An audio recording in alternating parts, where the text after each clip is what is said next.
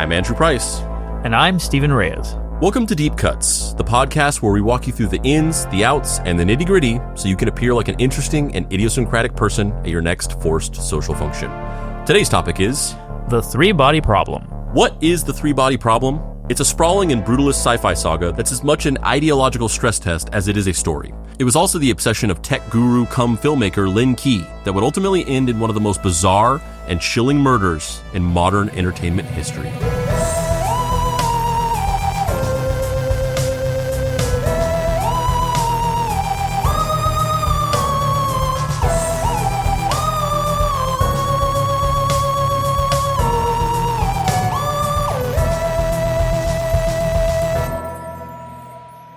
Act 1. The Big Swing. Let's back up for a second. It all starts with just being into something. The way that some people are into Magic the Gathering or imported British cafe racers from the 60s. They're just an interest. But the three-body problem by author Lin Qi was something so much more than tapped mana or a way to hop from coffee shop to coffee shop. It was a masterpiece.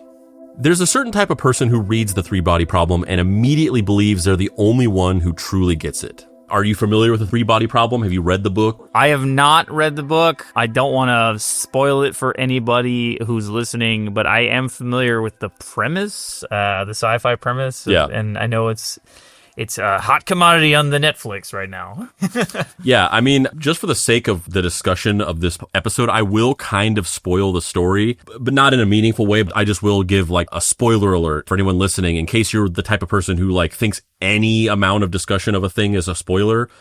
I'm going to talk about the story in a way that some people consider spoilers, just for the sake of being able to, do this episode. I have read these books. Okay. I have not seen the Netflix show at all. Well, interesting. I thought about watching it for the sake of the episode, but then I was just ultimately like, I don't think it's actually necessary. It also might actually be better not to watch the show for the sake of discussion, because nothing we will talk about will be painted by my opinion of the end result of this bizarre story that we're about to talk about. So I actually decided not to watch it. Well, you are, as you said, a man of science, so I'm not surprised. Yeah, I've read the books. I'm a fan, and essentially the books take place in China, where essentially this sort of like far leftist revolution happens that sort of takes over the entire culture, society, and government of China and turns it into almost this like 1984 like thought crime, everybody's watching each other and spying on each other. The first book opens up with a public struggle session, which is essentially this like old school, like, I forget if it's a socialist or like a communist ideal, but this idea of like a collective shaming of somebody. Right, so they're throwing tomatoes at people in the stocks. Taking somebody into a room and basically like hurling accusations of all the horrible things that they've done as this like punishment of like group shaming. But it's like taken to the extreme where in the opening scene, there's a man who's being group shamed by this large group of people, and then he ends up basically getting beaten to death. And then that character is the father of one of the main characters of the book. Gotcha. And it flashes forward to years later. And then within this world, there is this computer game, this virtual reality game called the Three-Body Problem, where when you go into the world, you essentially are in this world where generations go by in like rapid succession. And the point of the game is to survive throughout the generations and get a society of people to a time of prosperity. So this is an adaptation of Sid Meier's Civilization. Yeah, kind of. Yeah, so basically like there's these people that live in this society where, I haven't read the book in a while, but I think what it is like there are periods of like environmental chaos where the sun comes out and stays out indefinitely for months at a time. And then the sun goes away for months at a time. And whenever the sun goes away, it becomes like desolate and cold and like uninhabitable by human beings. And so what the people within this society do is they dehydrate themselves. They like remove all the water from their body and turn into husks. And then they just stay dormant until the sun comes out again. And then when the sun comes out, everybody rehydrates themselves. And then they're basically just trying to survive through multiple generations and cycles of this chaotic weather that will kill you if you don't dehydrate yourself. And so one of the characters in the book keeps going into this game and trying to like make it to the end of the game, essentially. And that's about as much as I can say that won't like spoil the end of the book. Is the game? I'm assuming it's fully immersive, like say the Oasis in Ready Player One. Like, yeah, it's like within the book, it sort of presents it as if the technology has become so advanced that like when you put on the goggles and the haptic suit. In fact, I'm pretty sure that Ernest Cline literally must have stolen a lot of the ideas in Ready Player One from this, because it's almost exactly the same. You put on like a VR helmet and then like a haptic feedback suit that like gives you all the sensations. So like during these times, like where the sun goes down and it's desolate and cold, you can actually freeze to death because your suit can actually like convey the freezing temperatures. It sounds to me like you are writing off the influence of the Lawnmower Man. Oh yeah, the Ready Player One is just Three Body Problem and Lawnmower Man and Willy Wonka's Chocolate Factory mashed up. But the reason why I think it's important to describe the book is because one of the things that struck me about whenever they announced the Netflix show, and even strikes me now not having seen it, is I literally don't understand how they adapted it into a show, because the book is literally just 90% of it is people discussing math problems. That's literally 90% of the story is people just talking about math problems. I don't know how they made it into a show. I mean, they must have completely changed it and, you know, taken the spirit of the book and then like reformatted it into a completely new story that's much more visual and action oriented. It's right. It's about writing an English essay now. Yeah. now it's just people taking their SATs. Yeah. Like there's an entire episode of APA format. I mean, I'm not going to lie. I think I would actually enjoy that. I would honestly be interested to see how that would happen. I mean, you know, there's a history of adapting things that are unadaptable. And, you know, that's pretty up and down. I mean, some people, there's been some successes, but I mean, having adapted stuff myself, and you too have adapted things, you often have to make sacrifices, but it's like, sometimes is it worth doing that? Because then, you know, the novel of Theseus here. It's like, when you take out all the pieces, is that even the same thing anymore? Yeah, that's a slight divergence, but like, I do go back and forth on that a lot because, you know, troubling things that she has said and done in recent years aside, my wife has always been a big fan of the Harry Potter books since she was a little kid, basically. And she's also really not that into movies. Like, she doesn't like movies that much. And so, you know, the thing that she's always said about the Harry Potter movies is like that they left out so much stuff and they're just nothing like the books. And you know, I kind of go back and forth on that because I'm just like, you know, the books are, there would be no way to take the book and just make it into a movie. You just have to cut out a bunch of stuff. And in that process of cutting out a bunch of material, you have to change things to like solder over those omissions. Like, you inherently have to change parts of the story to explain away 5 chapters of the book that you had to cut out because it didn't fit into the runtime of the movie. Yeah, and then there's also things that just don't convey themselves in a visual medium the same way that they would convey themselves in a book. And there's certain things where it's like, oh, well, we can't really show that in the movie because in the book, the way that that was described was in somebody's head. And like, how would you get that information in a movie unless you were just literally hearing their thoughts? Yeah. So we have to just reinterpret it as something different. Yeah, I totally agree with you, and yet I'm on your wife's side because I was probably the first person in my school to read Harry Potter. Like, my mother had heard about it and was like, this is going to be the next big thing. I'm putting your name on the library list and you'll get it before everyone else. And I was kind of like, nah, whatever. And then I get the book and I'm like hooked immediately. Oh, and by the way, I realized the way I worded that, I wasn't saying despite my wife's troubling behavior of recent, I forgot to mention, but I was referring to, of course, J.K. Rowling. You would never highlight your wife's troubling behavior. The way that I worded it, it sounded like I was saying like, well, I know my wife's been canceled, but like, I was talking about J.K. Rowling. So I was very excited for the first movie, and, you know, Chris Columbus had a solid track record and all that. And similar to your wife, I saw it and I hated it. I felt like this does not look anything like what I saw in my head. Why is Harry's scar off to the side? Because you could have a main character with like an ugly thing on their face for most of the movie. I mean, I guarantee you that was the decision making. They don't have a lot of control over what the covers of books look like. You know, they get some, and, you know, he's always like dead center in the middle of his head on the covers, which are very iconic now. So I was just like, what is this nonsense? And then, you know, there was just some stuff that was cut out that I kind of was annoyed by. And so, tolerant person that I am, I never never saw another one until I went to go see the last one, Deathly Hallows Part 2, only because the Dark Knight Rises trailer was on it. Here's the thing. I don't care about Harry Potter at all. Sure. I read the first 4 books, but I'm just not into fantasy. Goblet of Fire is, I'm not a fantasy guy, but Goblet of Fire is the pinnacle for me. Like, that's the best one. But I'm a sucker because it's everything you want. It's like an 80s sports film with a tournament, all of the stuff I love. Yeah, it's got the downer Empire style ending. I was never into the aesthetic of it. So I read the first 4 books, kind of lost interest. I really wasn't that into it at all in the first place. And I was like, I don't need to read any more of these books. I never really watched the movies. I had no real opinion on them. I did see Deathly Hallows Part 2 in theaters because of a girlfriend at the time. And I do remember seeing the Dark Knight Rises trailer with it. Yeah. All that to say, I still haven't seen the Netflix show that we're talking about today. And I still struggle to imagine how they adapted this book into a motion picture, because it's literally just like people standing around talking about like theorems. It worked for A Beautiful Mind. Yeah. I mean, if they did it like that, then sure, that sounds great. This is the whole premise of Good Will Hunting. Do you like dehydrated husked bodies? Yes. Well, I got a number. Oh, you like them dehydrated husked bodies? Sishin's sprawling, brutalist sci-fi saga was the first of a trilogy of books that would ring the bell of classic sci-fi, where every bit of the world expansion becomes allegory. It opens with a cultural revolution execution and somehow gets more bleak. It gives us a game where the sun moves erratically, civilizations collapse by the dozen, and alien contact is framed as a death sentence. Humanity is put on cosmic trial, and the punishment is extinction. It's a novel that seduces nihilists and existentialists alike. The scale is inhuman, the physics cold and unsympathetic.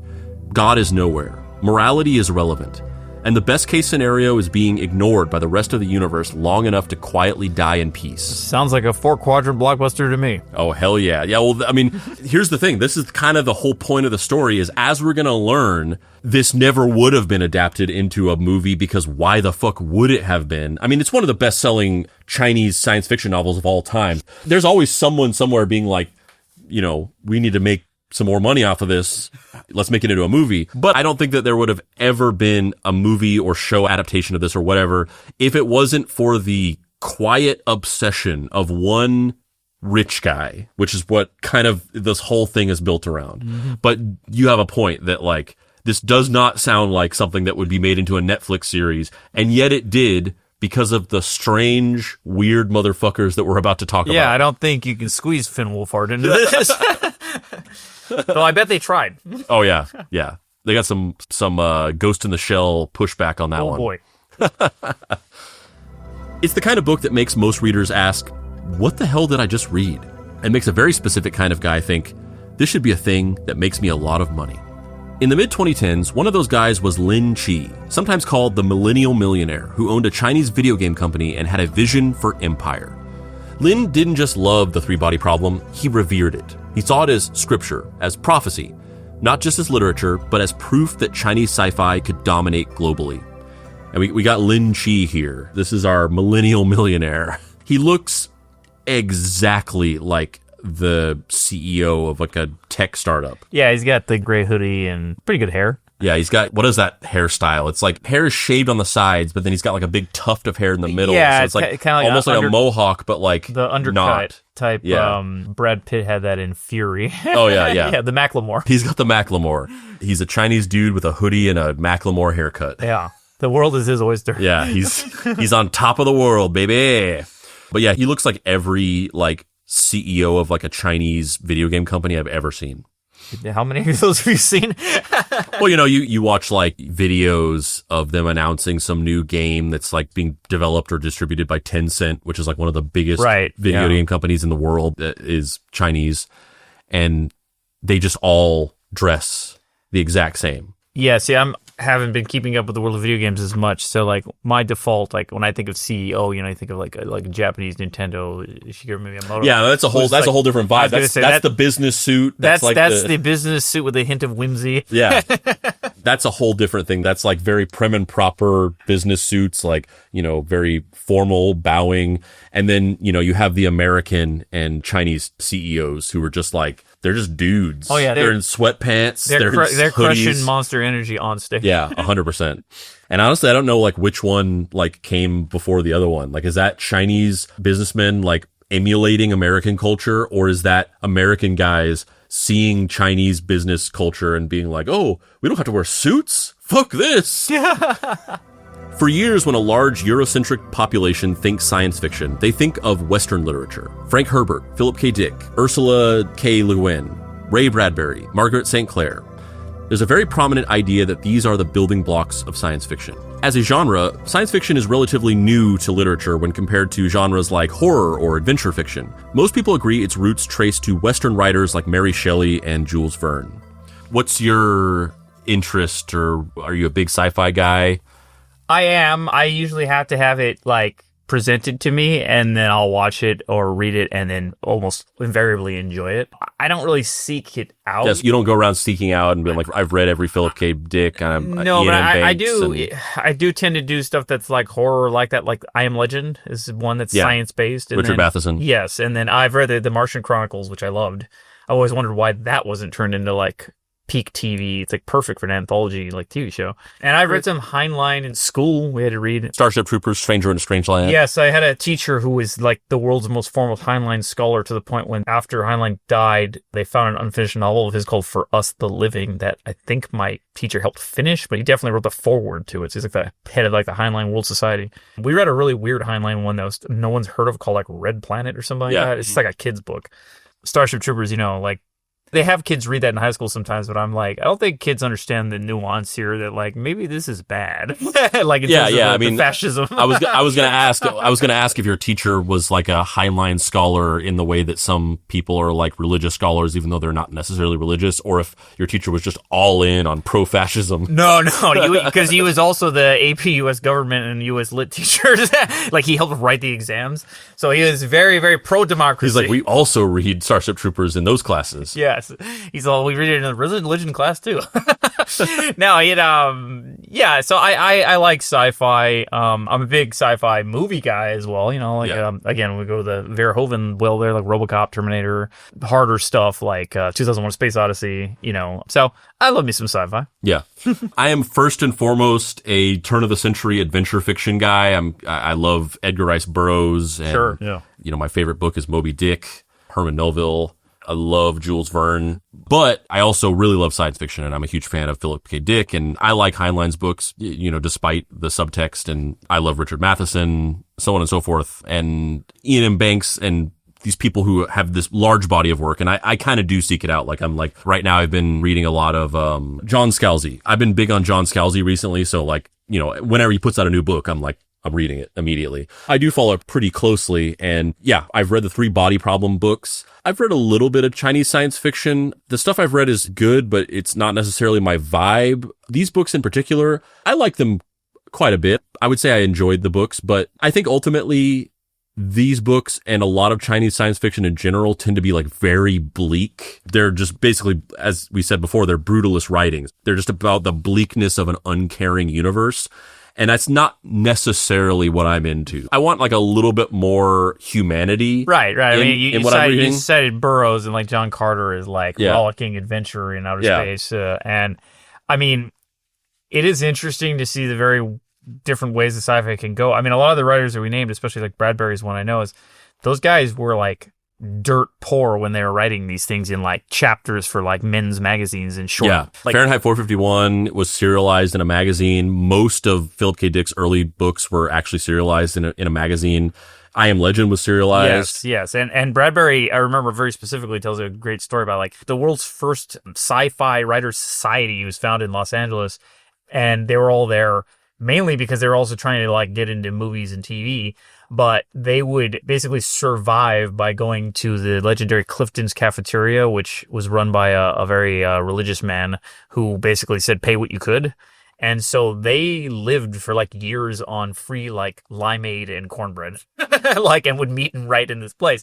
So I'm with you. I mean, though I do like me some bleak. I mean, I'm a big Twilight Zone guy, and those can be pretty downer. Yeah. Oh yeah, 100%. Yeah. Which, a lot of these guys roll for that show too.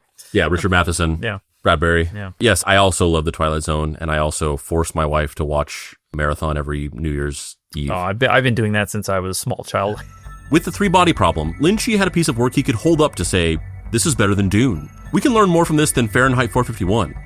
Only, Lin Qi wasn't an artist. He was a CEO, an optimizer, a man who played games for profit and treated culture like real estate. And rather than team up with a visionary filmmaker to crack this famously unadaptable story, Lin did what Silicon Valley execs do best. He tried to engineer it. He didn't want to direct a movie. He wanted to scale a franchise. Well, he plays the orchestra. That's the whole vibe of this. And I really want to talk about that because obviously there's been much said about like CEO culture, and a specific thing that we've talked about on the show multiple times, myself and Dave, that you might not have heard, is we talk about this idea that like the great American novel as like the ultimate goal of like any enterprising creative spirit has been replaced by being a CEO. Like now that's like the ultimate goal of like young, bright-eyed and bushy-tailed optimists. I mean, I want to be a CEO someday. Ironically, a lot of these, some of the great American novels are about that, like The Last Tycoon. Yeah. And there's a crazy story about a murder here, you know, not to get ahead of ourselves, but there's a crazy true crime story here about a murder of this guy that we're going to talk about. That is what you're kind of listening for. But the really interesting thing, and the thing that makes me maybe want to do this episode is this idea of taking this like sort of science fiction masterpiece, which essentially was the Chinese equivalent of the great American novel. This is one of the most revered science fiction novels in China, one of the best selling of all time, essentially. And this idea of like taking this piece of work and trying to like synergy it into life as a film franchise using like corporate boardrooms and throwing money at it and all these things. And this like corporatization and like startupization of making a movie, which is very fascinating to me. Plug it into the corporate machine of just like, okay, doesn't even need to be any passion here. And I really want to talk about that. And I think this story is just like, it wraps up the spirit of how things like movies and books and, you know, music have been taken and like cranked through an algorithm and optimized by startups and turned into this commodity in this way. And this is like, there's no greater example of it than this, I think. Lin Qi was CEO of Yuza Interactive, a massive Chinese game company that had struck digital gold with League of Angels, a mobile game famous for its busty angels, exploitative monetization, and wildly profitable free-to-play structure. It made millions. It also wasn't art, but it worked. So this is a screenshot from this game. And this is a prime example of what I was just talking about, because like it's an image of like a computer animated or whatever, like sexy girl in like a really small bikini, long flowing hair, kind of like posing seductively. They have a bunch of like avatars that are just hot girls, and you know, you're incentivizing dudes to sit there and just tap buttons because they want to see sexy CGI women for some reason. I'm assuming this picture is from like circa when? Do we know? I'm just curious because like this is very of a period of time with animation, and they owe a lot of influence to Princess Leia there with the whole metal bikini thing. Oh yeah, I mean 100%. And I think this is probably like earlier mid 2010s. That's what I was thinking. It's like every cheap like shitty mobile game thirst trap thing you've ever seen in like, you know, an ad on TikTok or on Facebook or whatever. And looking at this and just how sort of cheap and reminiscent of one of those like really shitty mobile games that you see advertised constantly on social media.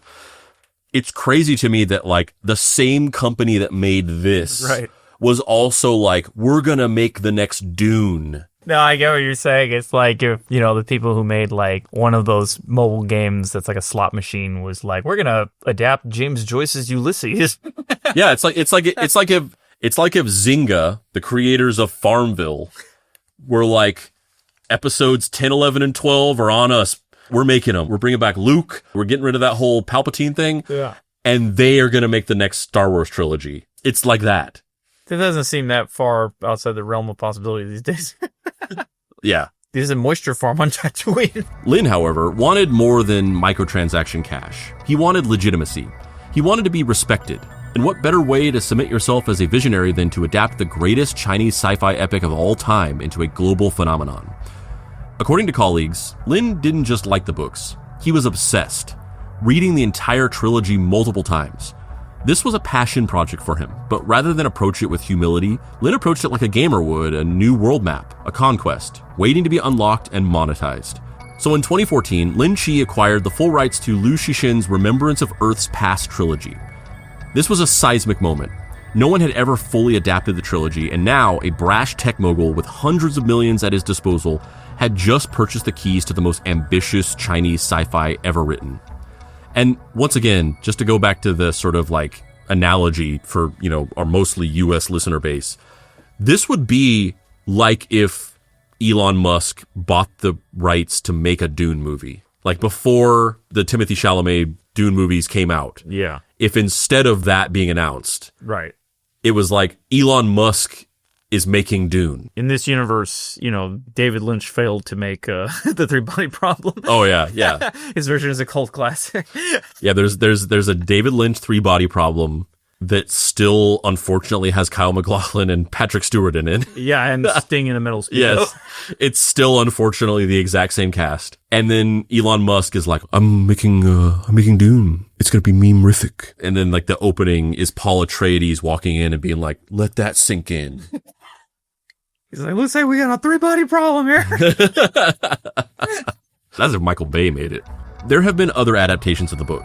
From an upcoming Chinese feature based on the first novel, an anime based on the second book, The Dark Forest, which sums up the entire first book with a title card. That's an odd choice. They're just like, there's too many math problems in the first one. The second one is where it gets interesting because there's aliens that are involved. So like, let's just not even fucking do the first one. That's that's like Ghostbusters 2. It opens with a black title card. It says 5 years later. Yeah. No, nothing. Just straight into the Sigourney pushing the stroller. And just retroactively just undoes everything good about the first one. See, I love Ghostbusters 2. I understand that people don't like it, and yet I don't understand why. And I've had people try to explain it to me, and I'm like, I'm not saying it's better than Ghostbusters 1, but it's pretty entertaining. Like, there's a lot of funny stuff there. Peter McNichol is amazing. So, I mean, compared to some other Ghostbusters movies, it's definitely, in hindsight's 2020 of like, maybe it wasn't so bad after all. Maybe I was too hard on you, Ghostbusters 2. But it's only because I wanted you to be good. Yeah, but there's a couple things that I don't like about it. Number one, similar to Alien 3, I really hate the retcons that they do in order to justify the movie happening, where it's like, oh, everybody hates the Ghostbusters and blames them for the event that happened. Like, these dudes should be fucking heroes. Like, what the hell? And I get that they had to do that because, like, you can't make a movie about people who are universally loved. The whole point of Ghostbusters is that they're underdogs. I mean, so they had to reset the status quo and make them underdogs again. You just gotta, like Rocky 3, he comes into that movie like 10 title fences. He's the man, and then he just becomes an asshole throughout. Yeah, but he doesn't practice. Mr. T kind of deserves it. It just never made sense to me, even as a kid, why everybody hated them. And it's like, what? These guys fucking saved the world. Like, give them some credit. Okay, and I guess this is like a trailer for this, I think this animated thing.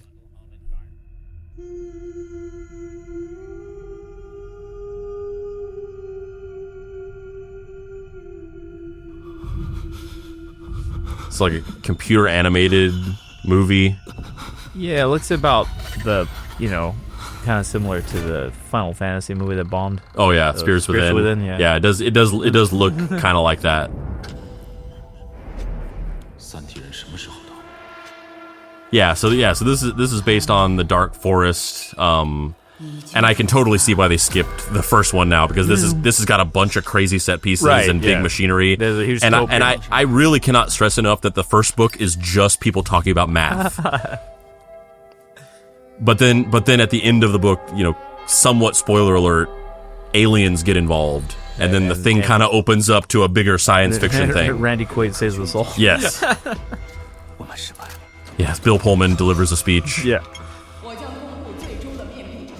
This is our three-body problem. Yeah, so I mean, it's really hard. It's lost on the listener because it's not in English, and I feel like you can't see it. If you've read the books, this probably looks pretty cool. Just as an outsider, it looks fine. It doesn't like pull me in. Yeah, it looks like a video game cutscene Yeah. from like some like Assassin's Creed or something like that. Yeah. And I mean, maybe it's just the trailer is not particularly good because it didn't really convey anything about the story. It was just showing a bunch of cool things. But yeah, it didn't necessarily grab me. There's even a fan project made in Minecraft that was later made official called, unsurprisingly, the Three-Body Problem Minecraft. I haven't watched this yet, but I'm assuming that this is them recreating the game, the Three-Body Problem game within Minecraft. No, it's like an adaptation of the actual story. It's like one of those, it's an FMV with Minecraft characters of, this looks like something later in the story. This is from the second or third book.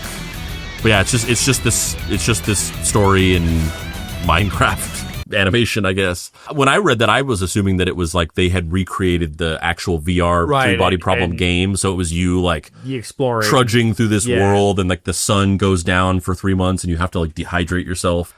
But no, it's just an actual adaptation of the book. The kids would throw popcorn for that. Oh yeah, just dehydrate, because they actually do that, because in the game there's like a king for each generation. There's a king, and he's the one that makes the decisions, and he has like an advisor. There's a small government. Okay. And they make the decisions about when they go into dehydration. They basically do it by like doing a bunch of math calculations. They're trying to solve the patterns of the sun to predict when the sun will come back out. Okay. And so they have advisors that are like, based on my algorithm, I think that the sun will be down for another 2 days, so we should wait it out. Or they say like, oh, based on my algorithm, the sun could be down for 5 months, so we should go into hibernation. And so they consult with the king, and then the king makes the final decision. And when he does, he yells out, dehydrate! Yeah. And then everybody dehydrates. So that's the thing. He yells dehydrate, and then people start freaking out and throwing popcorn at the screen in the theater. Chicken jockey. Yeah, I guess Momoa is this king. Yeah. He has experience. He's Aquaman. But Lin Qi wanted to adapt them all, the whole universe. So he founded an offshoot company, the Three-Body Universe, specifically to handle the massive endeavor. But instead of partnering with studios or veteran producers, Lin attempted something entirely different. He folded the project into his corporate machinery, treated it not as a film, but as IP deployment. His plan wasn't to tell a story, it was to build an ecosystem. Merchandise, games, mobile apps, spin-offs, maybe even a theme park. It wasn't the start of a movie, it was the start of a product line. And in Lin Qi's world, product lines needed managers, not artists. He goes to the, Spaceballs, the flamethrower school of thought here. Yeah, well, I mean, that's the thing is like, there's two parts of that. The first part of it is like, this actually kind of coincides with the MCU a little bit. So it didn't predate it, but it also like didn't have like the most successful portions of the MCU to look back on. It was kind of like happening alongside that. It happened somewhere like 2014. I'm curious as to whether is the author still like living? No, he's alive. He's 61 years old. So yeah, so he's just Scrooge McDucking it. He's swimming in CCP bonds or whatever the hell they spend over there. Sure. But there's two things to this. The first one is that he like tried to like pre-build an MCU like before there was actually any like public interest in it. Mm-hmm. 'Cause obviously this has been attempted to be replicated so many times. And the reason why it fails a lot, the dark universe or all these things, the reason why it fails is because, to its credit, the MCU was like, let's take a huge gamble on making this movie about a character that nobody cares about. And they just made the movie. They weren't like, we're going to make a fucking Marvel universe. They just made Iron Man. Right. And then it was really successful. Yes. For the time. And then they were like, oh, let's put another brick. And let's put another brick. And then they built momentum to fucking theme parks. Disneyland's got Marvel Campus, toy lines, 10 movies, that 10 first TV phase, shows. It was a very slow build out. And it works because by the time that you get to, Infinity War and Endgame, so like, you're invested. You care about these. Like you said, the Dark Universe, I don't like any kind of retcon where you have to reverse engineer or something that off screen where you didn't like see it. Especially if like it involves a rapport between characters. You're like, unless the actors are like amazing and have true chemistry, you're always like, well, where did these adventures happen? Like, what am I seeing, right? Because like Avengers actually does do that with Black Widow and Hawkeye. But the thing is, like, we did get glimpses. Black Widow was kicking ass in Iron Man 2, and Hawkeye's in Thor. So it's like, at least we like know them, you know?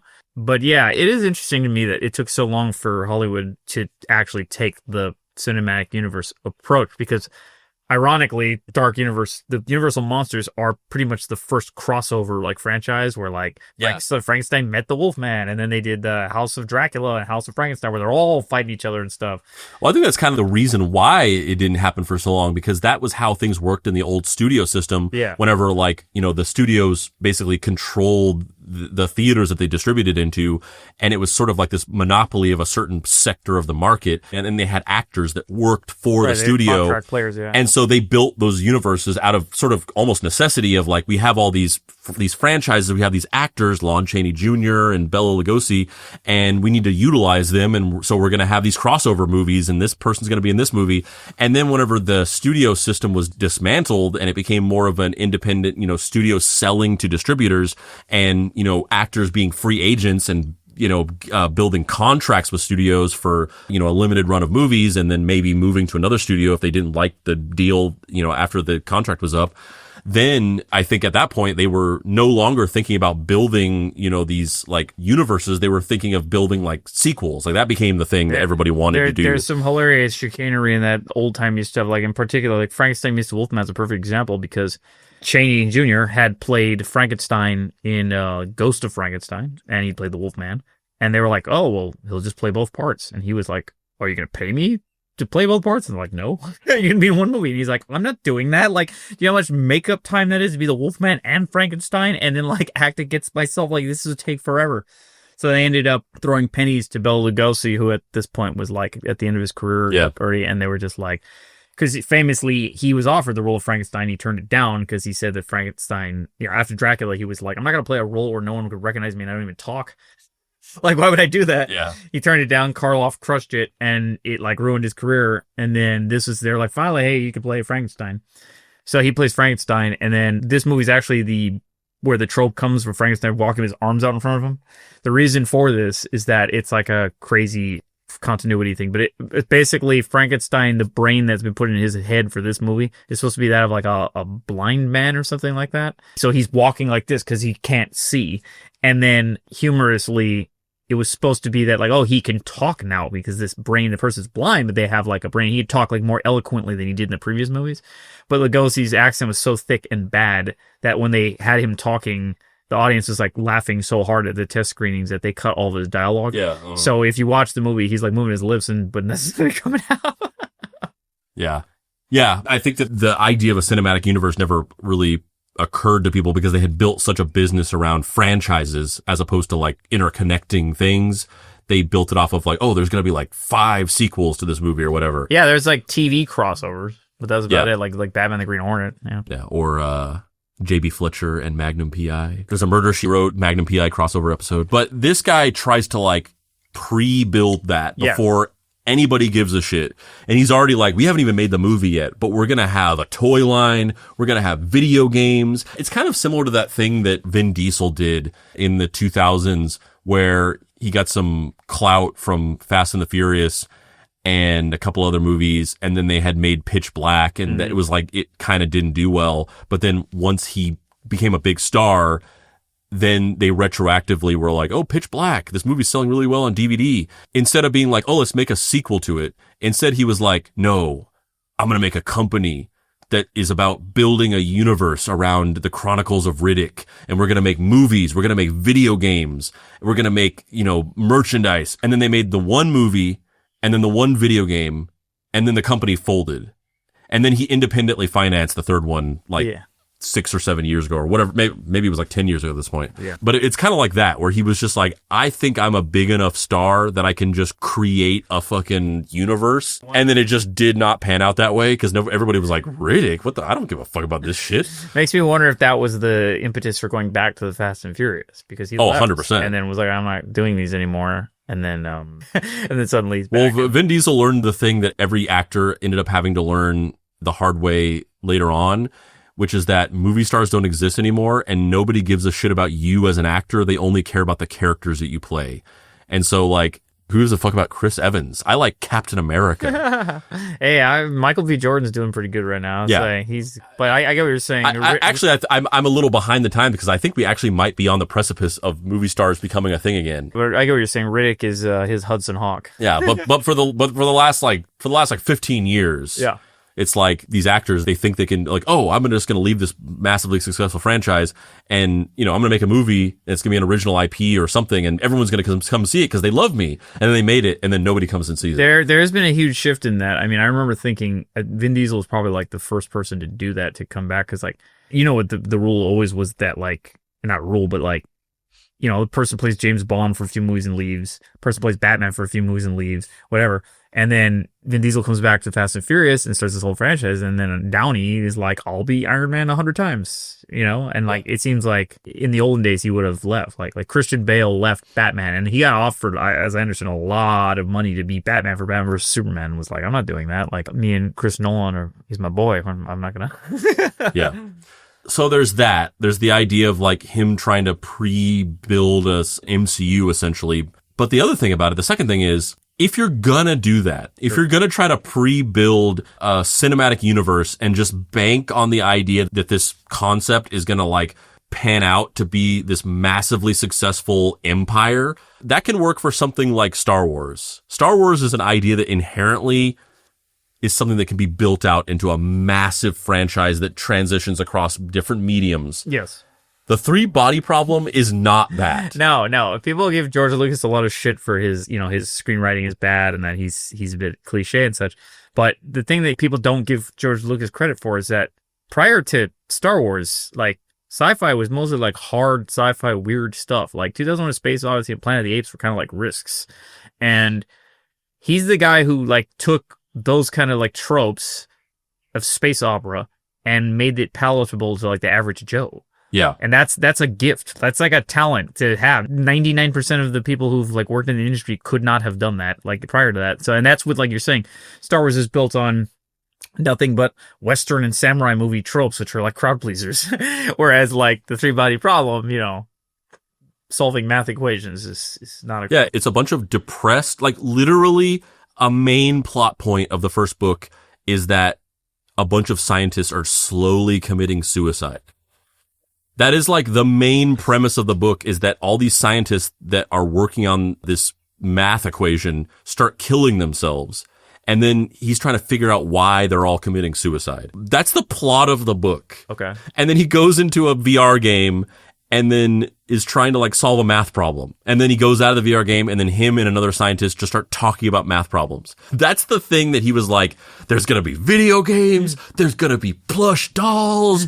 There's going to be fucking Saturday morning cartoons. That would have been great. I would love to see the Saturday morning version of this. Most movies start with a writer or director. Someone with vision. Someone who understands tone, pace, and narrative. But Lin didn't believe in the auteur model. He believed in production cycles, internal teams, agile methodology.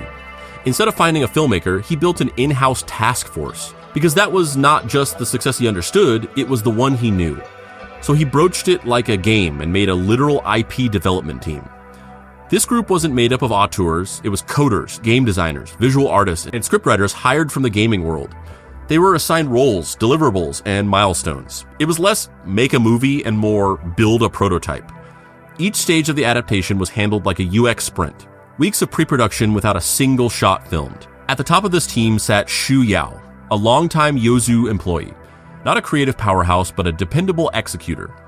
Xu wasn't there to direct. He was there to manage, to keep the wheels turning, to deliver quarterly progress to investors, to organize departments and reduce friction. In Lin's mind, the story would work itself out because the story already existed. But it existed on paper, not as a film that would emerge from this machine like a software update. For years, they worked kind of pointlessly without any real progress. They built concept art and animatics. Some leaks suggest they even began assembling actors. But none of it gelled. It was like watching a movie get built out of PowerPoint presentations. Every part moved, but there was no soul. This went on for over half a decade. And still, no director, no script with a green light, no production deal. The adaptation was functionally a ghost project. And that's odd for a passion project. Usually when someone is making the project of their dreams, they kind of never shut up about it. When Guillermo del Toro was said to be adapting the foundational cosmic horror story At the Mountains of Madness, he even released test footage made with ILM. Robert Rodriguez was so intent on making Sin City, he shot the story The Customer Is Always Right just to show Frank Miller that the distinct look of his comics could be faithfully shot for film. By 2020, even insiders didn't know what was happening with the three-body problem, except one thing was clear. Lin wasn't watching closely. He was managing from a distance, and the man in charge was drowning. Before I mentioned, like, this is the reason why I wanted to do this episode, but this is, like, the even more specific reason was I find it super fascinating, very odd, and kind of disturbing in an existential way, this idea of a man who seemingly was really obsessed and passionate about these books and was so passionate about it that he wanted to throw all of this money and resources into turning it into a movie and also this like franchise of all these different multimedia projects. But instead of like personally throwing his heart, body, and soul into it, he like delegated it to a team, which is such a like tech bro CEO version of doing that, because there's so many stories from history of this exact thing, of somebody becoming like single-mindedly obsessed with a thing and spending decades pouring their heart and soul into the creation of it and putting everything that they have. And these examples of it, like Robert Rodriguez and Guillermo del Toro, you know, they aren't even like the craziest examples of it. There are people who have spent, 30 years just pouring every waking day and all of their money into trying to bring something to life and bring it to fruition. This is really funny. This is like the reverse Terry Gilliam Don Quixote. Like, yeah, it's all of that with no passion. Yeah, and it's like he's like so obsessed and so passionate about this, but he's also just fucking lazy. And so he's just like, yeah, I'm really passionate about this. This is my passion project. I'm going to spend all the money and all the time I need to get this done. But like, obviously I'm not going to do that. My team is going to do that. And he like delegated passion to somebody else. A group of people who probably didn't give a fuck about this at all. Right, I needed a paycheck. It's very office-based. What would you say you do here? Yeah, no, that's exactly what it, and that, as we get to, that's what happens. But in Office Space, it's like, as John Livingston was like, oh, well, I'm going to fucking murder you then. Which, I mean, is kind of what happens with Milton. I mean, he lights the whole building on fire.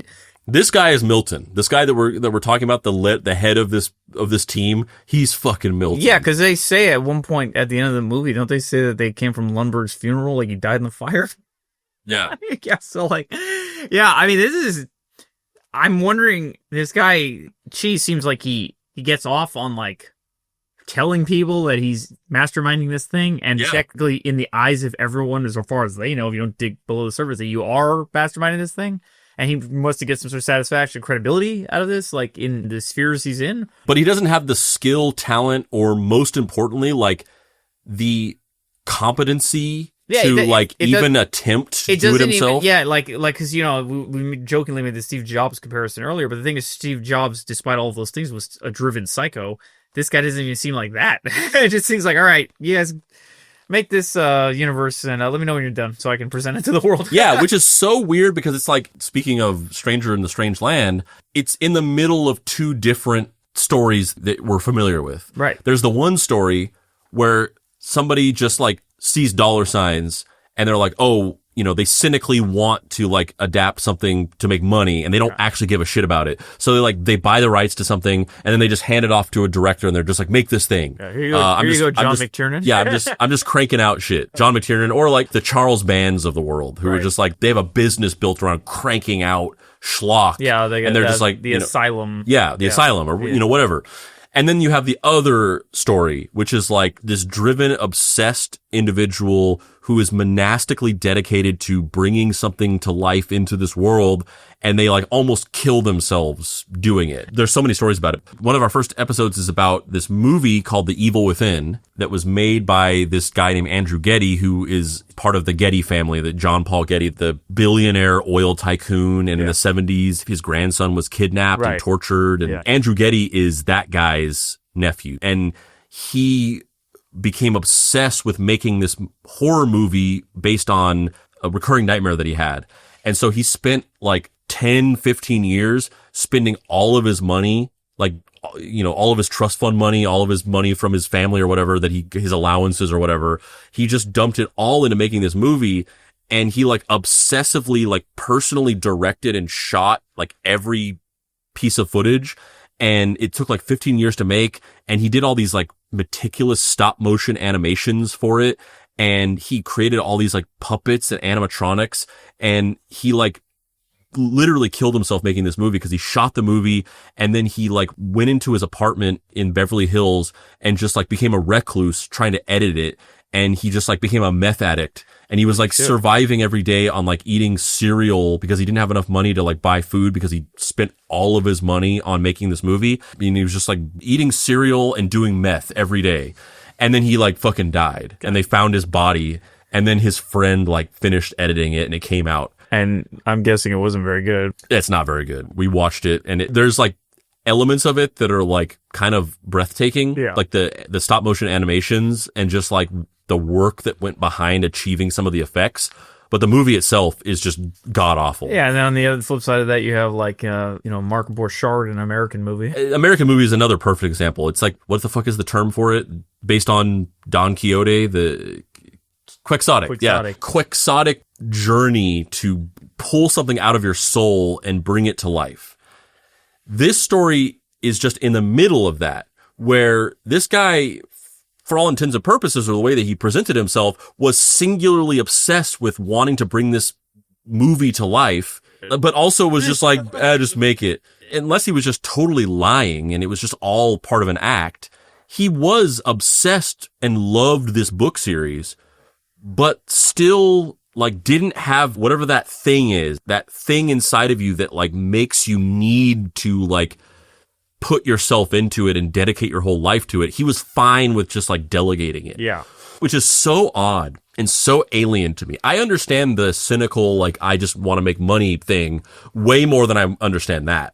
Like, I want to make things because I become passionate about them. Right. But I understand why cynical people are just like, we could make a fucking, mint off of this. I get it. This, it confounds me. I don't understand because it. It's like, I will delegate, but I also won't look into the delegation deep enough to make sure it's actually getting done. Yeah, he delegated this to a team. And this is so typical of these types of companies and the way that they operate. I mean, we have experience with similar things like this. You have these people, these like crazy people who just like are just like, fuck it, I think we should make this.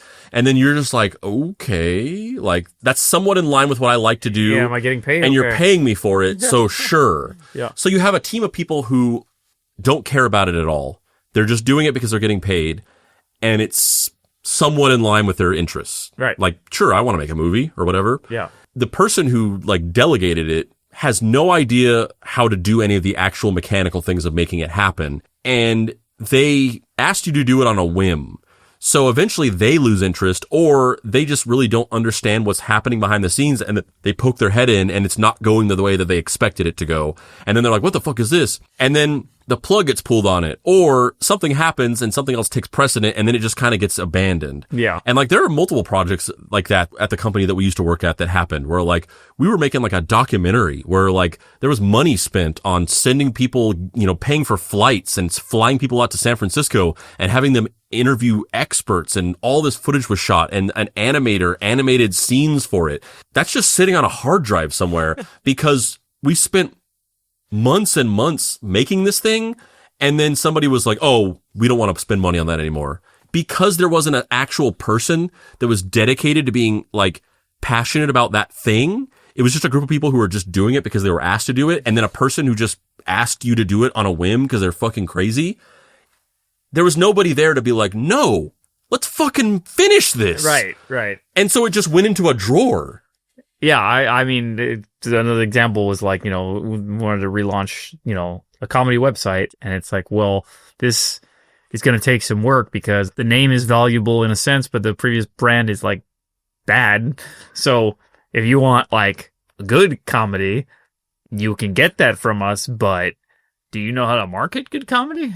Because you're trying to imitate another more famous company that knows how to market it. Like, we're going to give you a bunch of stuff, but what are you going to do with it? And they never hired anybody who could do that. Yeah, and then it just kind of dies on the vine. Yeah, and then they because again, it's like in line with your interests. Like, sure, I'll write an Onion style comedy website, but like as long as you're paying me, sure. Yeah, but and then they point the finger at you when they go like the way they wanted to, and it's like, well, you know, the Onion took like decades to get to where it is. Yeah, and then you're just like, you don't actually really care about it that much because it's just a thing you were assigned, so you're just like, fuck it. No. And they're like, oh, well, we don't want to spend any more money on it. And then it just goes away. It just dies. It just goes away, and then eventually the cycle repeats and they sell the name to somebody else. Yeah.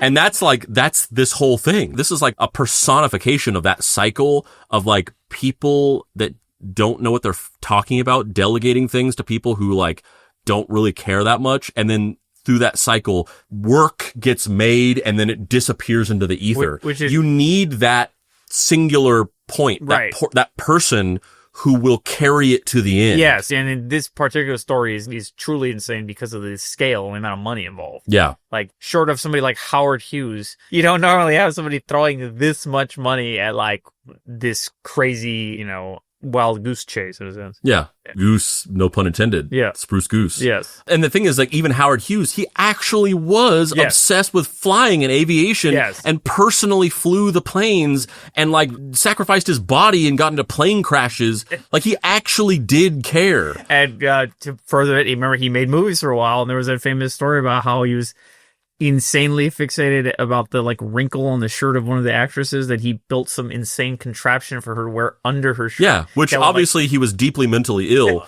but he was still... He cared. He genuinely cared. Yeah. Whereas like when you have like a person who's just delegating a thing that they want to happen, but they are not actually personally involved in doing, and then a team of people who are actually doing the real work, but they don't actually really care that much, there's no one there to actually see the thing through to fruition and see it to the end. And so whenever the thing goes a little wrong in a way, whereas in a normal situation, there would be a person to be like, okay, we fucked up, but like, I got a new plan. We're going this direction. We're going to do this. And they can save it. There's no one to save it. And then it just like evaporates into nothingness. And the funny thing is like, this actually didn't end up evaporating. There was a real end result of it. Yeah. But the fact that there was an end result of it is fucking crazy, considering the process of how it was made. Setup here, When Lin finally looked at the project in 2020, it wasn't a reveal. It was a reckoning. Years of unchecked development, millions sunk into storyboards, CG tests, draft after draft of script treatments, but still no real progress to speak of. And maybe worst of all was the bruise on Lin's reputation. Not sure if you people are paying attention to the world at large, but megalomaniacal millionaires are a bit of a sensitive bunch. Lin Qi lost his mind. This was his baby, his passion, and now it had become a bloated, directionless mess. He was humiliated, internally and potentially in front of his investors. So he responded the way many egomaniacal CEOs do. He went wild, or boss wild at least, and demoted Xu Yao off the project entirely. This is where the timeline becomes kind of murky. We know that in September of 2020, D.B. Weiss and David Benioff of Game of Thrones fame signed on as producers. Then, a few weeks later, something inside Xu broke. In December of 2020, weeks after the demotion, Lin Qi suddenly fell ill. He was hospitalized with what looked like sudden acute poisoning. Within days, he was dead. The cause? Toxic substances slipped into his tea. An investigation revealed the shocking truth. Xu Yao had poisoned his boss. Slowly, methodically. Like a man carrying out a vendetta.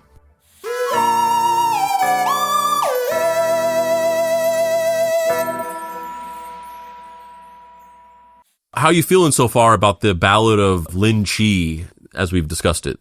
I mean, it sounds like he hired somebody who either was very passionate about the project themselves or gained a passion for it or a passion for money. It's got to be pretty frustrating to have your boss come down from on high and be like, this sucks, you're fired.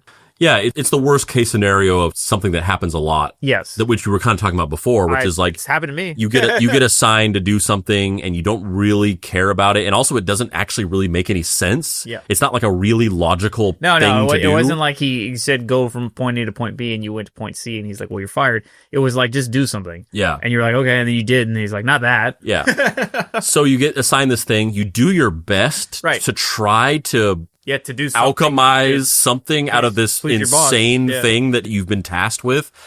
And then that very same person who gives you confusing, nonsensical, sort of impossible to execute directions is mad whenever the thing you do is not magically the fantasy thing that they had in their head, and then they blame it on you. It feels very classic CEO, where they want something achieved that they can't do themselves, so they hired you, but they don't accept limitations or your, the fact that you are a person with your own thoughts and feelings, and you might go in a certain direction to another thing or whatever. I mean, like, in this instance, we're not talking about building a suspension bridge where there's pretty much only a couple ways to do that. This is like, I don't know, it's a novel that we have to adapt, and I'm assuming, considering the plans of a theme park and all this stuff, like, there would probably be like adding lore and characters and things to bridge the gaps that don't necessarily fit so you can have a roller coaster. He's essentially like, I'm a project manager. Yes. You gave me 3 books and said, turn this into Star Wars. Yeah, like, let's use that example of like, hey, build a theme park. In and of itself, theme, right? You're like, okay, it's a 3-body problem. Now, as we've discussed, the books are kind of dense and weird and not super action-packed and lend themselves to funnel cake. So you're going to have to come up with rides. You know that. It's a theme park. But what kind of rides does the boss want? And you go to the boss and you go, what kind of rides do you want? He's just like, I don't have time for this. Rides. Yeah. And now you're like, what does that mean? Log ride, roller coaster, motion simulator, carousel for the children? Like, what am I doing? Yeah, but, even if you don't really understand it, you work on a project for so long and then you become maybe not passionate about it, but just you become attached to it, and you become attached to your work, and you become sort of prideful of the work that you've done. That was going to be my next point. So, like, I know that the stereotypes that everybody's checked out, phoned in on their job and stuff like that, but I feel like there's a significant amount of the population who, like, when given a task is like, yes, I will try and do this to my best ability. Yeah, and even if you don't actually care about the thing, you develop a pride and a passion, not necessarily for the thing itself. Like, you don't just suddenly start loving the 3-body problem, but you develop a pride and a passion for the work that you've put into it and whatever vision you've attempted to create for it. Look, I've cleaned bathrooms for a living, and it was a point of pride that, like, this bathroom is clean. I cleaned it. It looks great. Well, speaking of clean bathrooms, if you want to follow us on social media, you can go to Facebook and you can search the Deep Cuts Podcast. You can join our Facebook group by searching Deep Cuts Podcast Facebook group. We have a bunch of members in there that talk about the show, make memes, hang out. It's a cool little community. You can join our Discord server, bit.ly.com/deepcutsdiscord, where we also talk about the show, make memes, play games, and hang out as well. A lot of cool discussion happens in there. I feel like the Discord has actually been popping off as of late, so there's just a ton of cool discussion happening in there. Not only just about the show, but just about other stuff in general. We have a whole section talking about snacks, and we just talk about cool snacks we found. Trust me, you can eat off the floor of the Deep Cuts bathroom. Oh, 100%. You can follow us on Instagram at Deep Cuts Pod. You can follow us on TikTok at Mystery Treehouse. You can follow me on TikTok at Treehouse Detective. Was there anything you wanted to plug, Steven? No, I'm all plugged up. You heard it here first, ladies and gentlemen. But yeah, and just really quick, just to reiterate, we're hanging out with Steven. We took a bit of a hiatus from the show, and then when we came back, Dave has had to essentially take an extended hiatus from the show, and he'll be back in a month or so. But until then, basically the schedule is we have some pre-recorded episodes that Dave and I did prior to him having to take a leave. So we're staggering those out and posting them every other week. And in between those, we're going to have some guest hosts. So, this episode we're doing with Steven. We did the previous episode with Steven. We'll probably have 1 or 2 more episodes with Steven if Dave is back in the next month or so. We might have a couple of other guests here and there. It's all kind of up in the air at this point, but, we'll see. And then if it ends up being the case that Dave has to take a longer leave, then we will move to a weekly guest schedule, and maybe Steven will be back in a longer term capacity. But Dave will return in Moonraker. Yes. But yes, jokes aside, Dave will be back. He wants me to assure everybody that this isn't him slowly soft launching him leaving the show. He had to take care of something, and he will be back He's soon. not quite quitting. Yeah, he's not. Yes. He's not going goblin mode. So I just wanted to reiterate that because I know I've explained it in several other episodes, but there's always people who didn't listen to an episode before and then they jump in and then they're like, what the fuck is going on? Where's Dave? They're like, oh, Dave was canceled. Yeah. I didn't hear that. And some people, he was actually kind of concerned that people would think that he got canceled. He was not canceled. Nothing like that is happening. He's good. He will be back. But yeah, I just wanted to reiterate for some of the listeners because there have been some comments on some of the episodes where people are like, where did Dave go? And I'm going to mention it at least once every episode for a little while, so nobody is lost. Andrew, it's not helpful that you reply to these comments with who's Dave repeatedly. Yeah. Dave's not here, man. We got it. Honestly, the Spotify introduced comments, and then eventually they introduced the ability to respond to comments. And for my own mental health, they should not have done that because sometimes people leave comments that really annoy me. Sure, yeah. But I digress. Now, back to the show.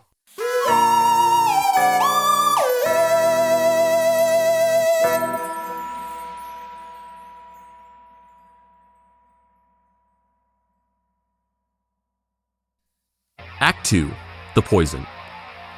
No one knows exactly when the plan formed. Xu Yao never confessed to the moment the idea clicked into place. Maybe it came in fragments, like shattered glass sliding together. One humiliation too many. One coffee order too cold. One more meeting where Lin Qi looked at him like he was already a ghost. Whatever the trigger, by late 2020, shortly after his abrupt firing from the project, Xu Yao began preparing to kill his former boss. Can I just interject and just say, this sounds like the most stressful project in history already. Now throw in the fact that this is happening in the middle of COVID. My God, yeah. Like the mental strain. Oh, 100%. Yeah. And in China where like the lockdown stuff happened way earlier Yes. and it happened for longer. Yes. And it was more strict. Yeah, like this sounds brutal. Yeah. The method wasn't impulsive. It wasn't loud. It was elegant in its patience. A cocktail of slow-acting poisons administered carefully and deliberately over days and weeks. Xu used Lin's own routines against him. Tea in the morning, drinks during meetings, bottle of water delivered to his office. All of it became weaponized. The kind of poisoning you'd read about in a Cold War dossier or a John le Carre novel. Except this was in the break room of a video game company. Jesus. And it worked. Lin fell violently ill in early December of 2020, deteriorating rapidly. His condition confused doctors. There was no immediate indication of foul play. It looked like a mystery illness, the kind of thing that invites hushed conversations about exotic viruses or rare autoimmune disorders. But the symptoms didn't add up. Lin's body began to shut down, system by system, like a building where the power fails one floor at a time. By Christmas Day 2020, Lin Qi was dead. He was 39 years old. The investigation didn't take long. There were too many witnesses. Too many people who remembered Xu Yao's simmering anger, too many cups of tea, too many hospital visits. Police questioned employees. Forensic toxicologists combed through blood work. And within days, the truth emerged. Xu Yao had poisoned his boss, and not just him. According to the Shanghai police report, he had experimented on several other employees as well, testing the dosage, observing the effects. Lin was simply the final target. Man, that is some Machiavellian Moriarty shit. Oh, yeah. I mean, it goes, when you look at the story at 20,000 feet, you're just like, oh, this like disgruntled employee got mad and humiliated by his boss and he killed him. Right. When you dig into the details, it's like, oh, no, he was like Hannibal Lecter. Yes. This goes beyond like, I just am humiliated and mad at my boss. This is like a pre-existing condition. He was already fucking a maniac. The motive, according to authorities? Internal conflicts. That's the phrase they used. Dry, bureaucratic, almost funny in its understatement. It's like saying the iceberg had logistical disagreements with the Titanic. But everyone at the company knew the real story. Xu had been obliterated by Lin, not just removed, but reduced. His title stripped, his reputation cratered, his work dismissed as garbage. It wasn't just a demotion, it was being removed from the project that was supposed to change the way we approach science fiction. And when you reduce someone like that, when you take a man already buried in bureaucracy and grind him beneath another layer of corporate concrete, you sometimes create something unholy. What Xu did wasn't just murder. It was a statement, a grim, intimate revenge. A crime committed not in chaos, but in full knowledge of the system that made it possible. This was a boardroom assassination, a PowerPoint death sentence. The kind of crime you expect in dystopian sci-fi, not the real-life offices of a man who once dreamed of making the most ambitious science fiction series of all time. In the end, the show never killed anyone, but the dream of it did. So, in prepping for this episode, I read a little in-depth about the case. You sent me this article, I believe it was in the New York Times. What I found bone-chilling in it was the fact that before Qi passed away, they had pretty much had Zhu Yao dead to rights. They knew he'd done it. And so they asked him what poison he used, and he refused to elaborate so that Qi would die. Like they had a chance of saving him. Oh, interesting. Yeah. So they kind of already were onto him because he was like a maniac, but he wasn't actually a good criminal. Yes. Once he got sick, they were like, he was poisoned. I wonder who did this. Possibly the man who openly hated him and kept bringing him tea every day? Yeah. That's even more brutal. Diabolical. He didn't even like do the crime and get away with it and then get caught afterward. He could have saved him. Right. It was very like the Joker in the Dark Knight. Like, you know, yeah, I'll tell you where Harvey Dent is. Like, or is he over there? Yeah. Yeah, he's a full-on supervillain. Can you imagine all these years later if we found out that one of the people we worked with at that company was like a murderer? Like, the effect that it has on people to be like, I sat next to this guy, and then we find out that he was experimenting on the other employees. Like, okay, that didn't quite work. I mean, it's fucking terrifying. Yeah, like, I drank a lot of Coke Zero. You know, that was my routine. Somebody could have been like, hey, he's going to go for another Coke Zero. How can we spike this? Oh, yeah. I mean, if like repetitive routines makes it easier to murder somebody, then I would be the easiest person to kill in this entire world. Yes. I agree. I'd be it there too, where it's like all of these people are so overwhelmed by their job, this whole team doing all this stuff, that like you're probably just trying to keep your head above water, not get on Qi's bad side like Zhu Yao did. Yeah, I mean, the conditions were probably awful. Like, we're kind of glossing over it because it's like we don't really have a window into the day-to-day of what was really happening. We kind of have a more, like, summarized view of it. This is a guy who ran a microtransaction video game company. I don't think they have a sterling reputation for treating their employees well. I can imagine that the approach which made him very, very wealthy, that he would change that for this. If anything, he'd be, like, cracking the whip harder. This was probably, like, a really toxic environment where people were just like terrified every day going to work. Yeah. It was probably awful. Yeah. And that's the thing is like, I think we kind of touch on this a little bit later, so I don't want to like preempt that too much, but it's one of those situations where I kind of want to talk a little bit about the idea of like, not in any way justifying this or being like, yeah, I'm glad you fucking murdered this guy. But like, to a certain extent, like, it's not that in this specific situation I'm saying like, oh, this guy was justified in what he was doing, but it's emblematic, if not a really over-the-top example of the way that these like really toxic workplace environments chip away at people's mental health. Yeah. And, you know, people are underpaid, they're abused, they get yelled at and dressed down. Someday I'll tell the whole story, but like I've been in meetings where I'm like surrounded by 15 people and I'm being like yelled at and pointed at by my boss. And I'm like, I have a panic attack. Right. And I like throw up. Sure. And I have to go home for the day. Like these environments are not good. No. And like I said, no justification for violence, but it's like, you kind of can't be surprised. You don't push people so far. And like we're saying, this is kind of a perfect pressure cooker of like, the time period and everything that's going on, and it's grotesque all around. Yeah, it's bad all around, and it's, like I said, not in any way saying like this is good or I'm glad that he murdered this guy, but if you remove the specifics of it, it at least serves as like a really solid allegory. Like, once again, not to say like he should have killed him, but it serves as a solid allegory for how you should treat other people like fucking human beings. And just because you're like super rich and you have all these employees doesn't mean that they're like your slaves and that you can just like yell at them and treat them subhuman. It's pretty, you know, ironic in that like what the books are about. It's like this alien invasion, like oppressing humanity.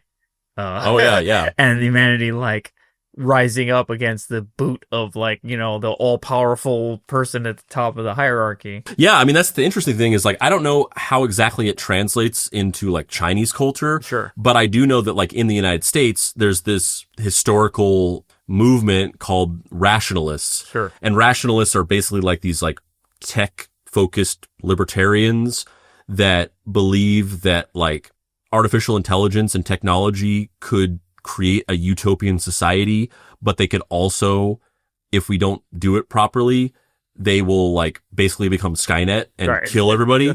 And like, that's literally where OpenAI came from, like ChatGPT. It was originally started as a non-profit organization that was dedicated to like making sure that AI didn't get out of control and like policing it and making sure that we went more in the direction of utopian society. But then at some point they just like got a bunch of funding and decided to become a for-profit like money-making thing.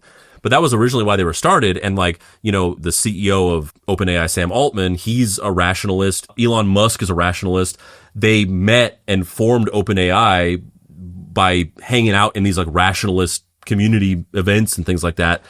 And I guarantee if there's an equivalent of that in Chinese culture, or if like rationalism like directly translates over there, I guarantee that this guy was a rationalist, just from everything I've seen and the type of person he was and the type of company he owned. Like he was definitely part of that movement or some equivalent of it.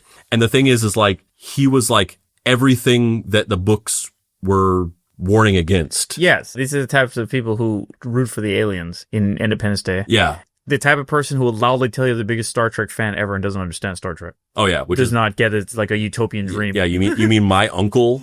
The type of person who is so obsessed with Star Trek that he has like shelves lined with like those fucking commemorative glasses and plates. Yeah. He has like every Star Trek TNG trading card in the world. He's like has the box set of every Star Trek series. He's bought it on VHS and DVD and Blu-ray. But then also he's like, that new Star Trek Discovery, it's too woke. Yeah. When I was a kid, the Enterprise had no diversity whatsoever. Yeah. But yeah, it's crazy. And it, you know, similar to Daddy Elon and Sam Altman, it's crazy how these people who like, they just have become the thing that they were like trying to warn people against like 15 years ago. Money talks, I guess. Yeah. I don't get it. I mean, life is hard. Let's just make it easier for people. I feel the same way, but it's less because I'm becoming more progressive and it's more because I don't want to be slowly poisoned. Well, you should treat your employees better. Yeah, you're right. I should get around to that. You'd think the story would end there, with a poisoned CEO, a derailed production, and a cursed adaptation left to rot in the ruins of corporate ambition. But of course, this is the three-body problem we're talking about. An epic about recursion, causality, and civilizations devouring themselves in the pursuit of survival. So it tracks that the story didn't die with Lin Qi. Because a year later, like some necromantic ritual, the project stirred back to life. Netflix announced it had acquired the international rights. The Three-Body Problem, a novel so deeply enmeshed in Chinese history, politics, and philosophy that some question whether it could even ever be translated into a Western frame, was now being helmed by David Benioff and D.B. Weiss.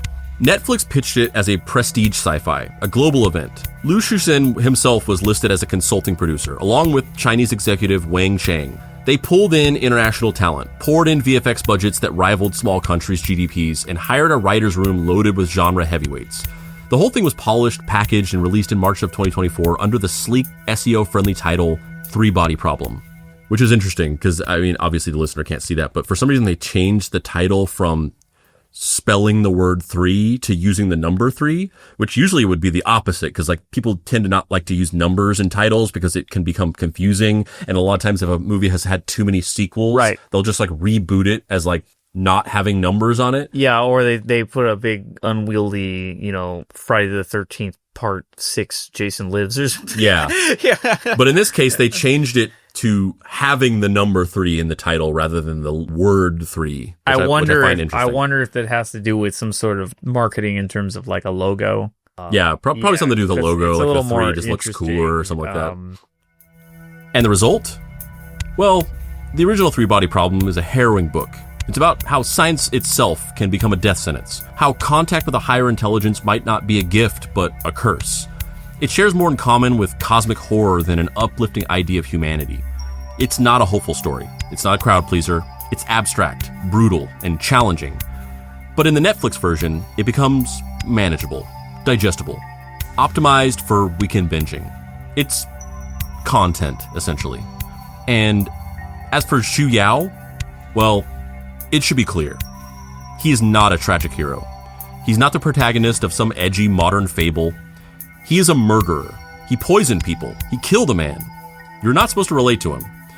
And yet, in the grim capitalist landscape we now live in, the one that's increasingly defined by arbitrary hierarchy, unchecked ambition, and the commodification of creativity, it's hard not to feel a twinge of something. Not empathy, maybe, but understanding. A flicker of recognition, because Xu wasn't a rebel or an iconoclast. He was just a middle manager with no escape hatch, and Lin Qi, he was the kind of executive who plays with people like chess pieces and flips the board when he loses. Lin wanted a masterpiece. That was his dream. But he didn't build a masterpiece. He built a company designed to pump prestige through spreadsheets. He bought the rights to Liu Cixin's book, hired a team of programmers, then stood over them like a god with a stopwatch. He wanted something perfect, but gave his team nothing. No roadmap, no support, no trust. Just pressure. And when the early results didn't dazzle, he destroyed them. Not just the project, but the people behind it. It's honestly not surprising that Xu cracked. Because modern corporate creative culture doesn't just demand excellence, it demands devotion. It's not enough to do the job. You have to believe in the vision, worship the project. And if you question it, you're not just wrong, you're a threat. You become the villain in someone else's success story. And so Xu, the bureaucrat, became the saboteur. In his mind, maybe he wasn't committing murder, maybe he was taking justice into his own hands, dismantling a broken machine from the inside.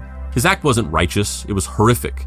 But it was also symbolic, a final desperate rebellion against a system that turns art into IP and artists into deliverables. The death of Lin Qi isn't just a crime story. It's a fable of our time, a reminder that when creativity becomes industrialized, when deadlines matter more than ideas, and when employees are treated like data points in a vision board fantasy, eventually the system just breaks. Sometimes loudly, sometimes slowly, and sometimes lethally. So, no, don't sympathize with Xu Yao, but maybe ask yourself this. What kind of industry builds men like him? I think that kind of sums up pretty well what we were talking about earlier and kind of how I feel about it, which is like, these types of stories, it's similar to when we did an episode about the Killdozer guy. And it's like, a lot of people think that guy's like a folk hero. Yeah. Because basically he was fighting back against like bureaucratic oppression. These people wanted to like buy out his land and build something there, and they jacked up his rent, and then they blocked his, entrance with some building, and they were basically trying to like smoke him out and, pressure him into leaving and all this stuff. And he just had enough of it, and he built this fucking Killdozer and just went on a rampage. And there's a lot of like glorification around that guy, but the sharp counterpoint to that is like, he could have fucking killed hundreds of people. Like, that was not a good thing to do. It was a really bad thing to do. And he is not a hero that should be glorified in any way. So it's like, it's a similar thing where it's like, but the conditions that led him to that act are real, and they're an actual problem, right, and they're worth analysis, and it's worth analyzing how he was driven to do that. Yeah, you would hope that an action like that would shine a light on, like you said, the conditions and the situation that led to this, but people tend to miss that for the splashiness of like, that guy built a Killdozer. How cool is that? Yeah. I'll give you a movie example. I mean, I'm sure you've seen the Michael Douglas film Falling Down. Yes, of course. A lot of people don't understand that movie. Yeah. They think that Very Cyril clearly. Foster is like the hero, and it's like, actually, the first thing he does is beat the shit out of a Korean man and be like racist. That's the first thing he does, like, other than leave his car.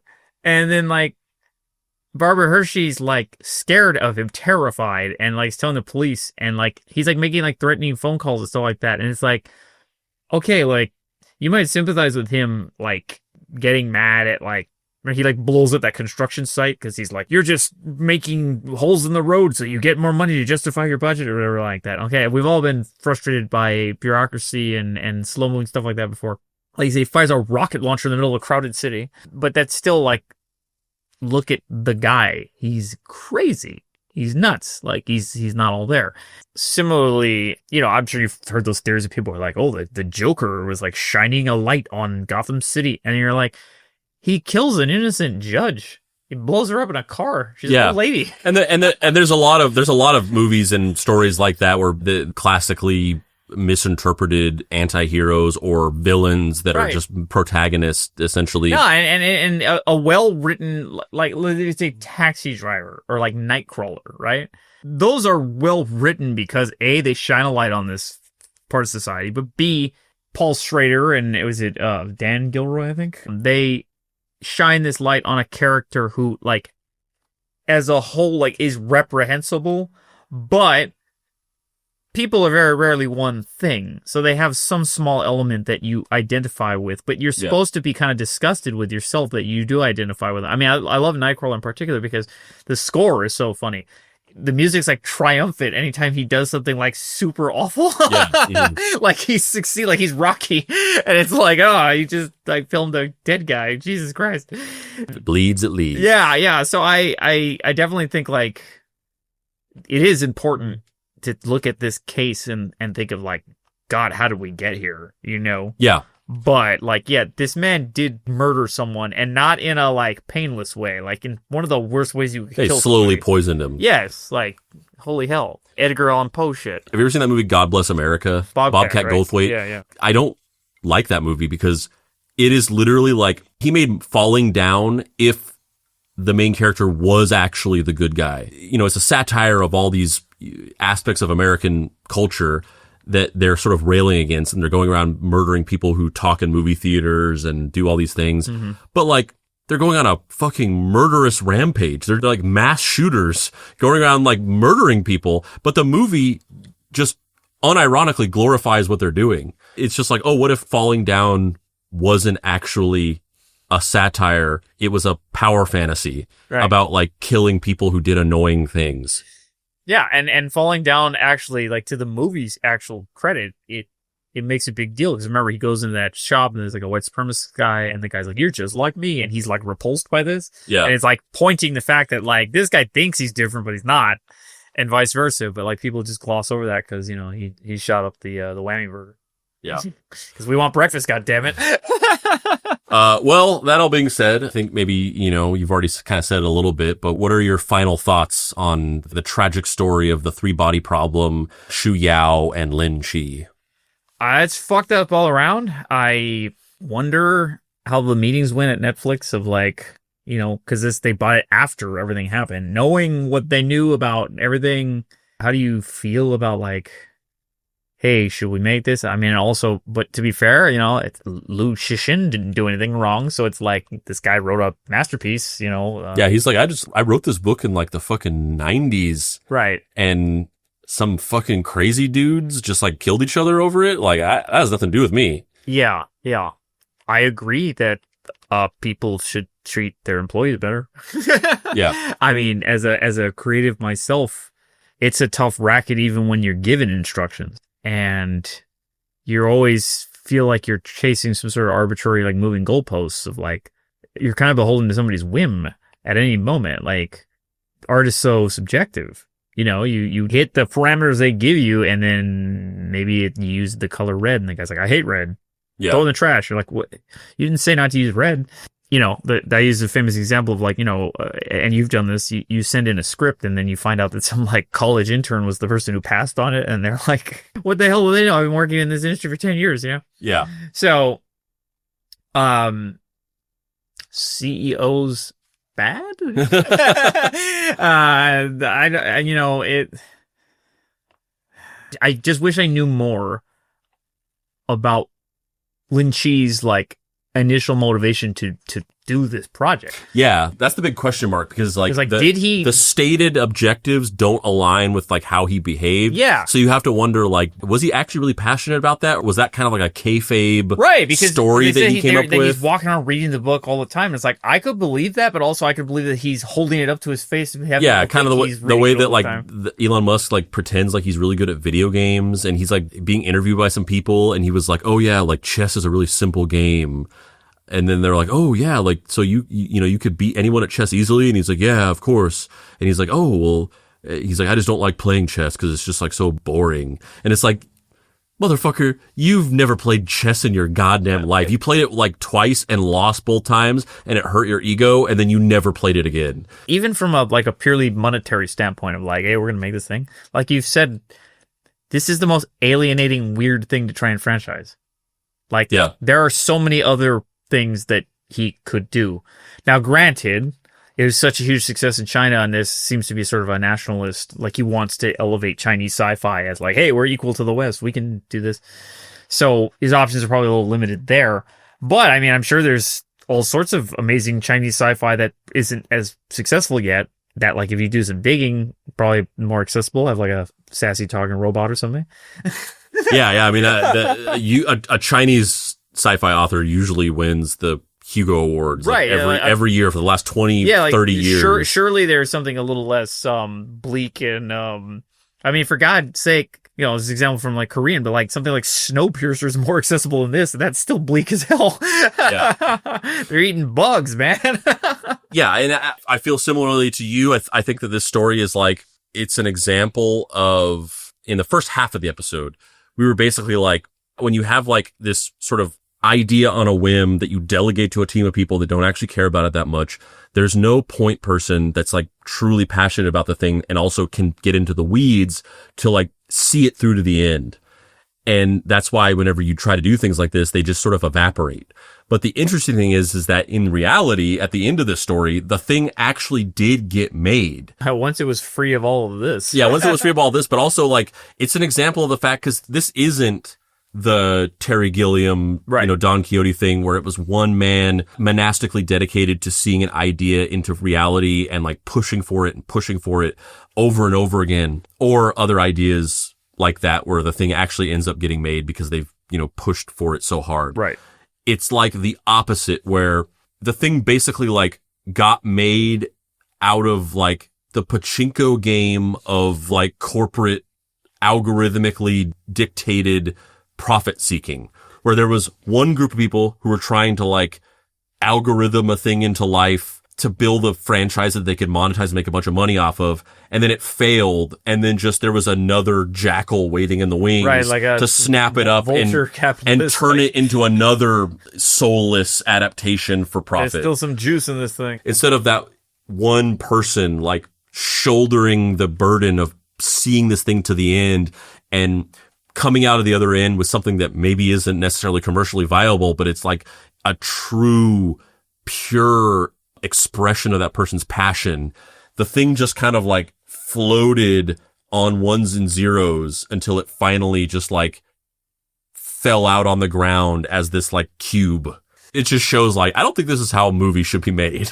I don't disagree with you. Going through it right now with my own projects, it's like, everything is done in a weird algorithm way, and there's no, Yeah, by the way, here's your tea. No, thank you.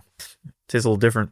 I'm going to sound like old man yells at cloud right now, but like, a lot of our favorite things would never get made now purely because of they're kind of out there and weird, and they're not like designed to maximize profits. Yeah.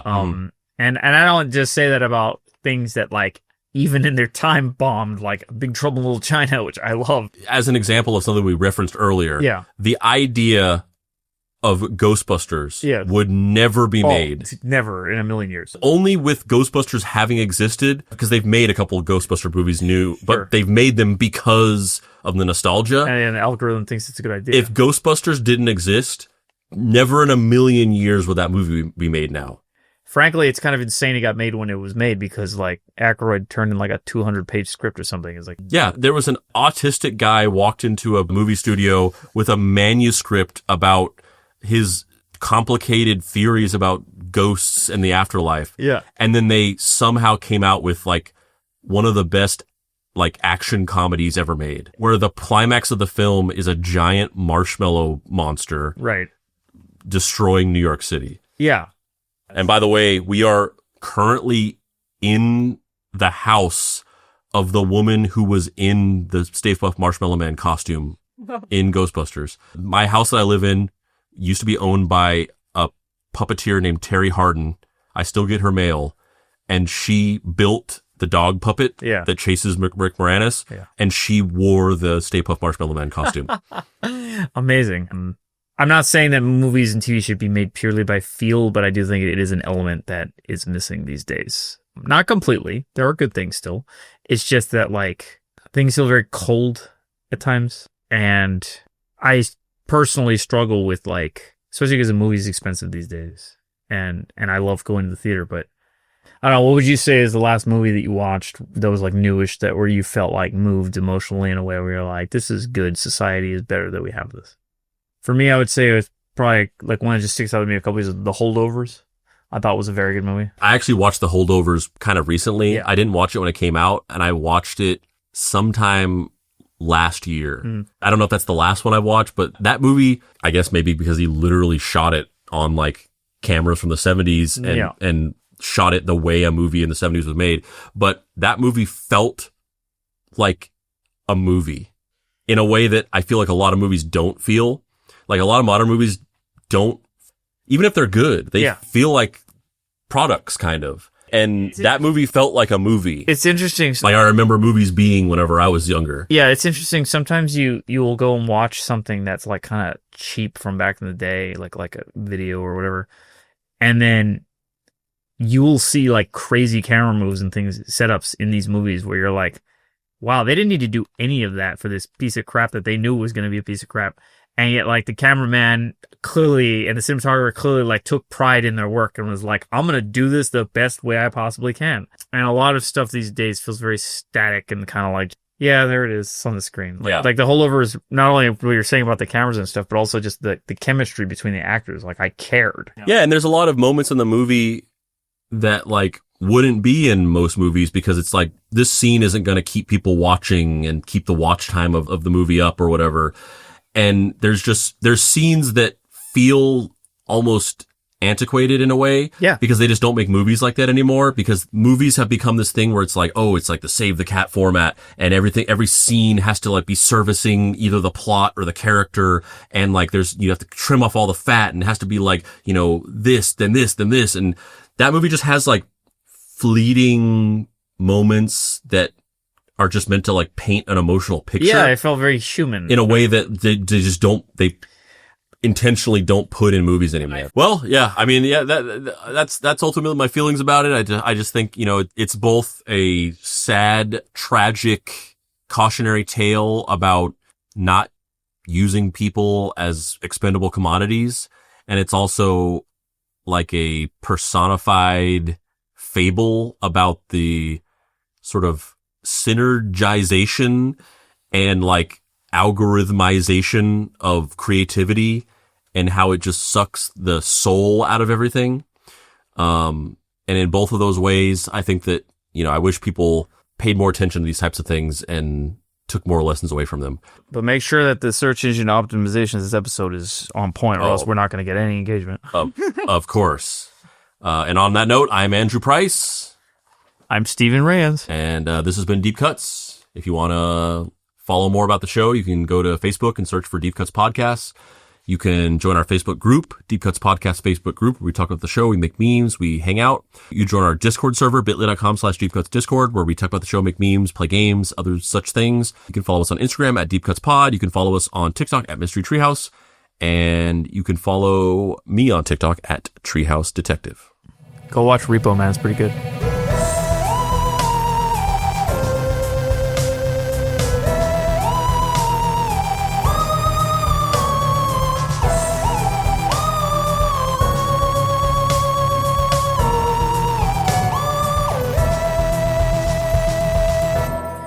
Deep Cuts is a production by Boy Genius Media. If you'd like to find this show and others like it, please visit boygeniusmedia.com or deepcutspod.com. If you want to join in on post-episode discussions, please join the Deep Cuts Podcast Facebook group.